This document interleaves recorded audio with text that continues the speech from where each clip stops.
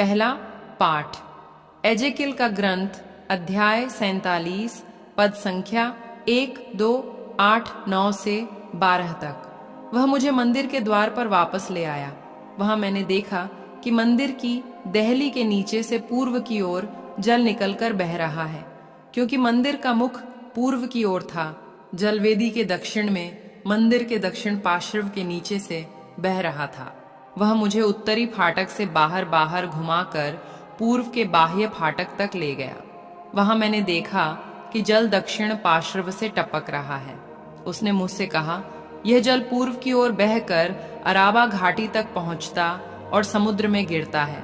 यह उस समुद्र के खारे पानी को मीठा बना देता है।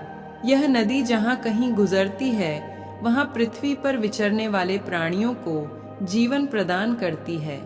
वहां बहुत सी मछलियां पाई जाएंगी, क्योंकि वह धारा समुद्र के पानी को मीठा कर देती है और जहां कहीं भी पहुंचती है जीवन प्रदान करती है। नदी के दोनों तटों पर हर प्रकार के फलदार पेड़ उगेंगे। वे हर महीने नए फल उत्पन्न करेंगे, क्योंकि उनका जल मंदिर से आता है। उनके फल भोजन और उनके पत्ते दवा के काम आएंगे। यह प्रभु की वाणी है। सुसमाचार संत यूहन अध्याय 2 पद संख्या 13 से 22 तक। यहूदियों का पास्का पर्व निकट आने पर ईसा यरूशलेम गए। उन्होंने मंदिर में बैल, भेड़ें और कबूतर बेचने वालों को तथा अपनी मेंजों के सामने बैठे हुए सराफों को देखा।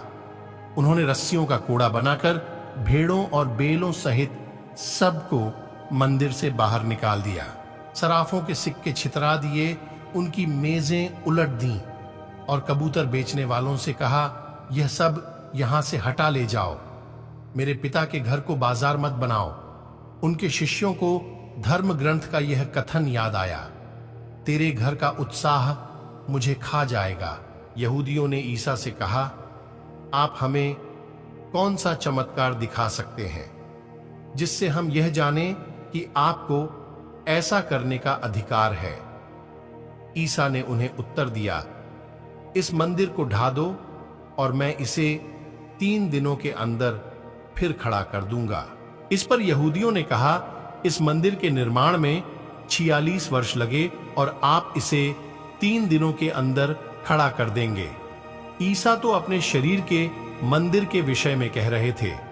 जब वह मृतकों में से जी उठे तो उनके शिष्यों को याद आया कि उन्होंने यह कहा था। इसलिए उन्होंने धर्म ग्रंथ और ईसा के इस कथन पर विश्वास किया। यह प्रभु का पवित्र सुसमाचार है। मनन चिंतन। यीशु गुस्से में थे। मंदिर पूजा, आराधना और प्रार्थना करने के लिए एक पवित्र स्थान है।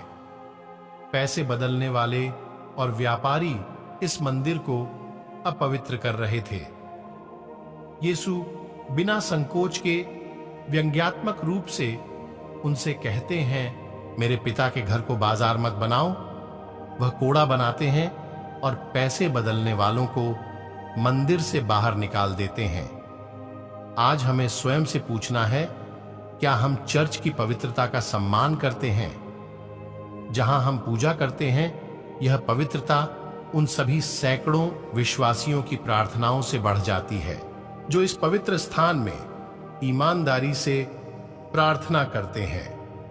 अगली बार जब आप किसी भी चर्च में प्रवेश करें तो सावधान रहें और उस पवित्र स्थान की पवित्रता का अनुभव करें।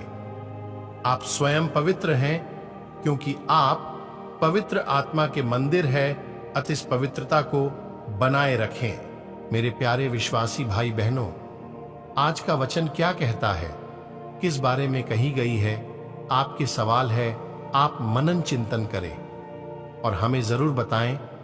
आज के वचन को सुनने वाले सभी विश्वासी भाई बहनों को परमेश्वर आशीष प्रदान करे। आमीन।